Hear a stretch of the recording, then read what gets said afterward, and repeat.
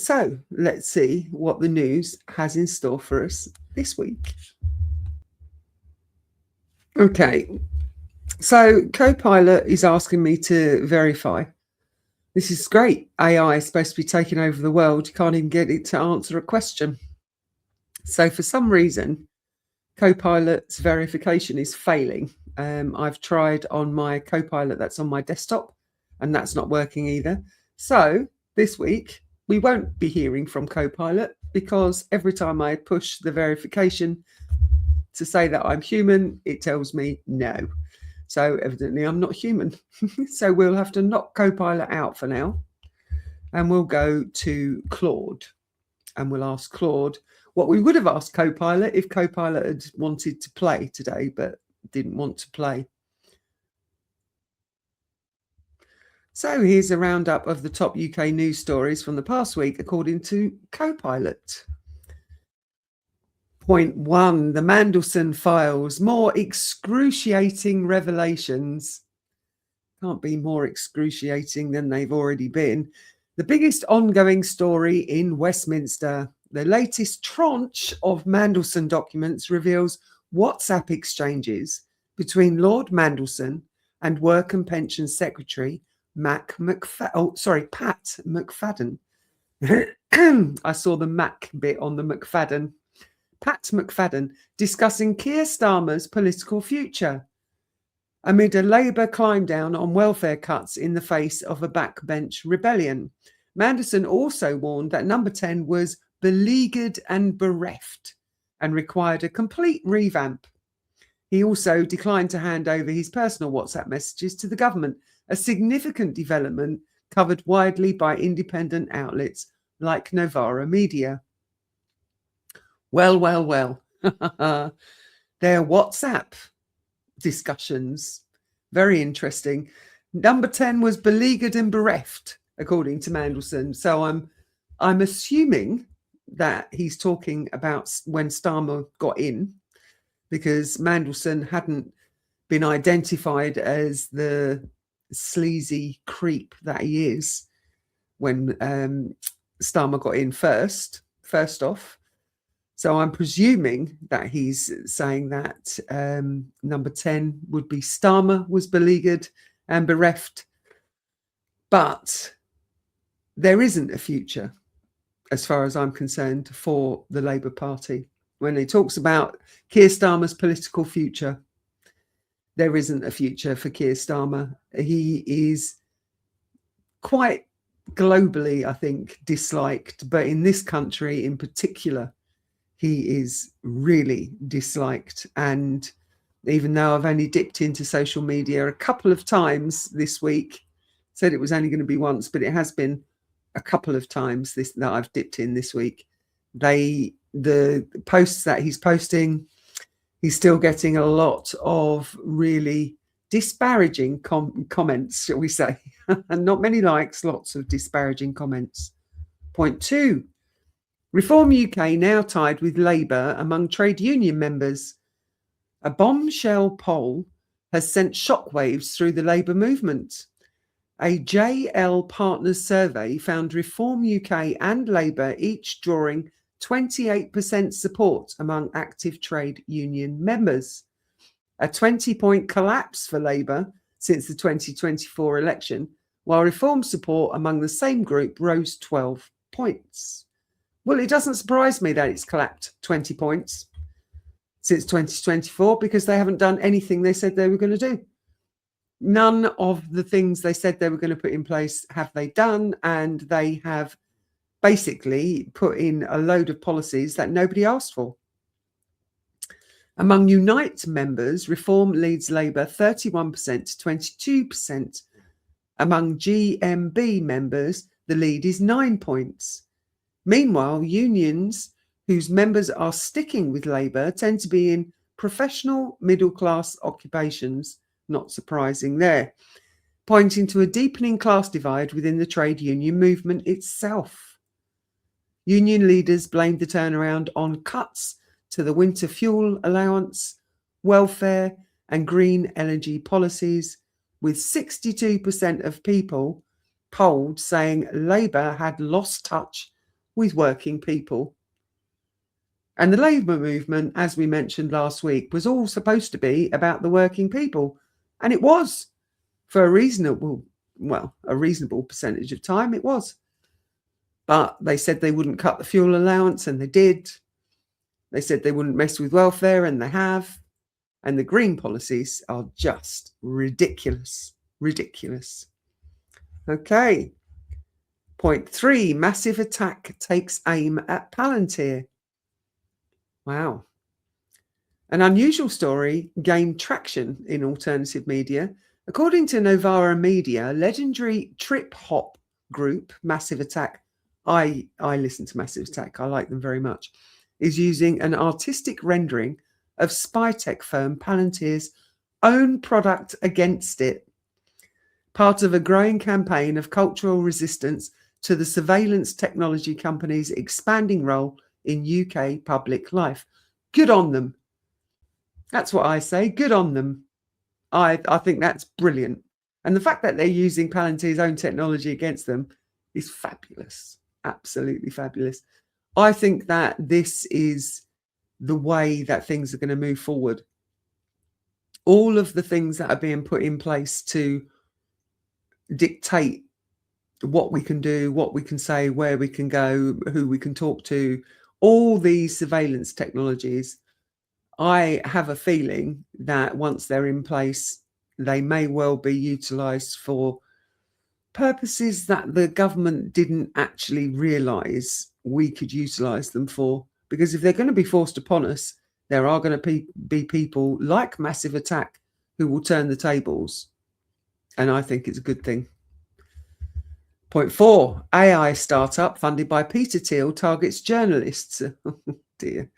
A new startup backed by Palantir co-founder Peter Thiel is reportedly enabling wealthy individuals to use AI to target journalists, raising serious press freedom concerns, reported by Novara Media this week.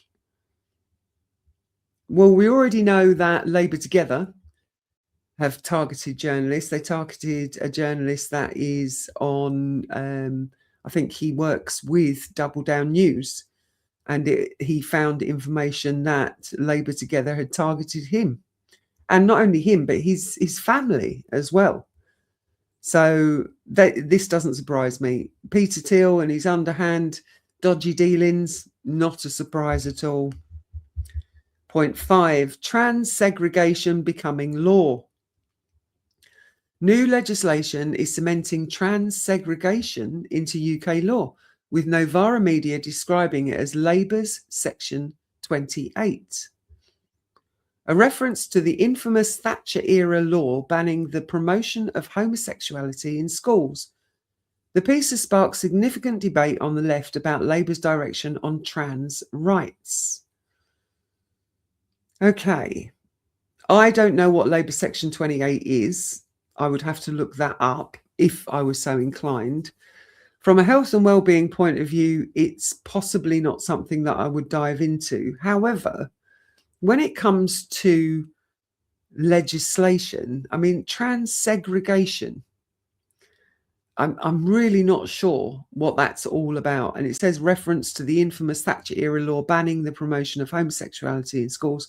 Well, homosexuality's got nothing to do with trans identity. It's a very small component part of it, but I think there's a bit of conflation going on here. So I'd have to look deeper into it. And the fact that it sparks significant debate, that wouldn't surprise me at all.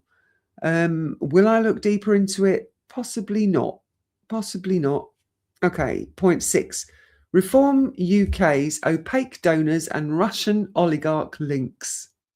Byline Times has been digging into Reform's financing. Reform UK's treasurer and 3 donors have contributed £1.55 million to Nigel Farage from Britain's most expensive apartment block, 1 Hyde Park, a building that is also home to sanctioned Russian oligarchs and significant post-Soviet wealth. The government announced in March 2026 a ban on cryptocurrency donations and a £100,000 cap on contributions from British citizens abroad, though the One Hyde Park donations fall outside these limits. I don't think our politicians should be funded by anybody from abroad at all, full stop. I think if they're going to get funding, it should be from this country, from people within this country. And I don't agree that they should get any funding. So the fact that they've capped it to 100,000 on contributions from British citizens abroad. Well, if you're a British citizen abroad, you really, if you're living in a different country, you shouldn't be able to fund the politicians in this country, as far as I'm concerned. It's not on. It's all very political again this week. Point 7, Labour's direction on disability and welfare. We had this a couple of weeks ago. Open Democracy published a sharp critique this week, arguing that Labour needs a new direction and must stop treating disabled people as a problem to be managed. Part of a broader debate about the party's welfare cuts and its political identity as it hemorrhages working class support. Their view of disabled people as a hindrance in our country is abominable. It's outrageous, and it doesn't surprise me that they're losing support over it at all. Doesn't surprise me at all. And Open Democracy publishing a sharp critique, good on them. Good on them, because the welfare cuts, we looked at that, I'm sure it was last week, where they're not allowing anybody under the age of 24 to make a claim, which is bad. Okay, so that's it from Claude. And now we'll ask Grok the same question. It's unusual only having two AIs to talk with. So here are the top UK news stories for the past 7 days, according to Grok. Point 1, Henry Nowak murder sparks protests and two-tier policing debate. The stabbing death of an 18-year-old university student, Henry Nowak, in Southampton in December 2025 has exploded into major controversy this week after his killer's sentencing. Body cam footage showed police handcuffed Nowak as he lay dying. He repeatedly said, "I can't breathe," initially treating him as the aggressor based on false claims of racist abuse by the perpetrator, Vikram Digwa, a Sikh man who carried a large blade for religious reasons. Violent protests erupted in Southampton on June the 2nd to the 3rd, with clashes outside a police station and near the crime scene. Protesters threw missiles, bricks, bottles and bins, injuring 11 officers and a police dog.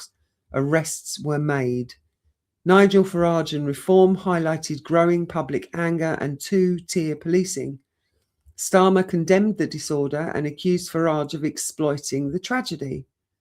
Coverage on GB News and Unheard frames this as exposing failures in policing, trust erosion, institutional anti-racism bias, and broader societal divisions.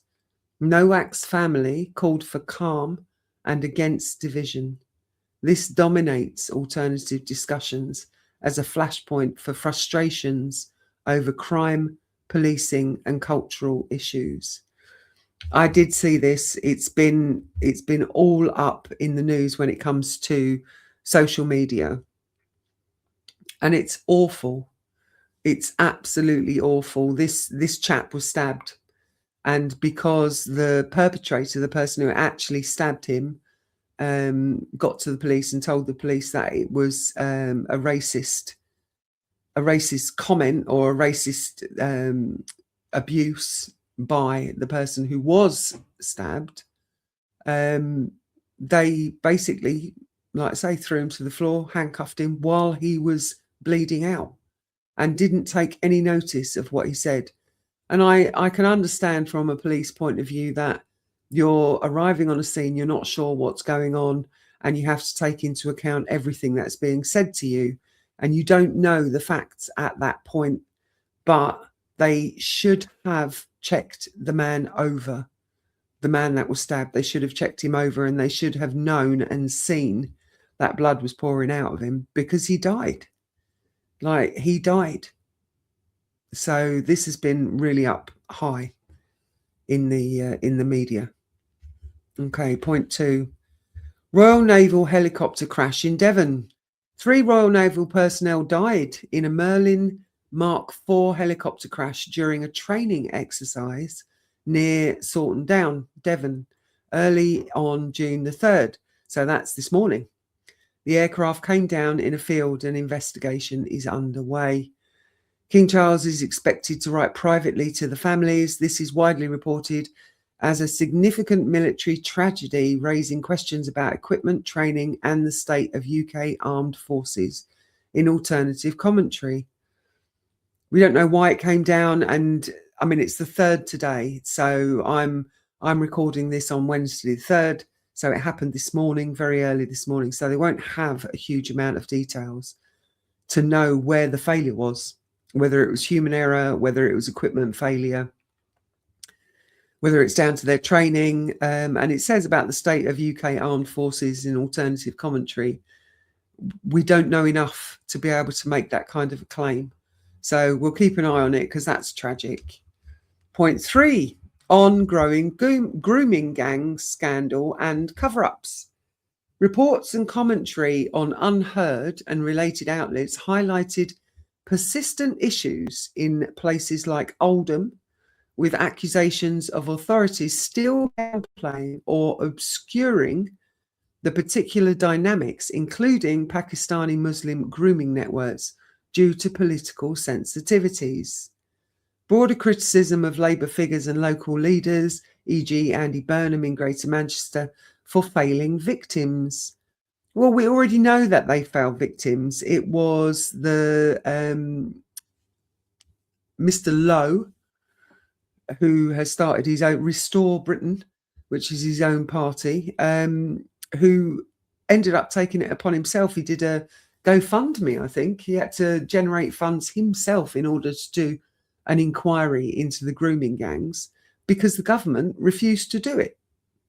Why they refused to do it, who knows? Because our women and children are at risk. And you would think that our government would take that into account and would put them high on the agenda when it comes to doing any form of inquiry. But no, the government decided they weren't going to do any inquiry into the ongoing grooming gangs. And yeah, it fell to another politician to have to do it out of, well, our pocket, because it was a GoFundMe. Other notable mentions: political tensions, continued scrutiny of Keir Starmer's government, benefit reform debates, Peter Mandelson's messages, and Farage reform UK's rising influence, calls for snap elections or accountability, and perceived failures. Everybody is calling for an election. Everybody wants a general election.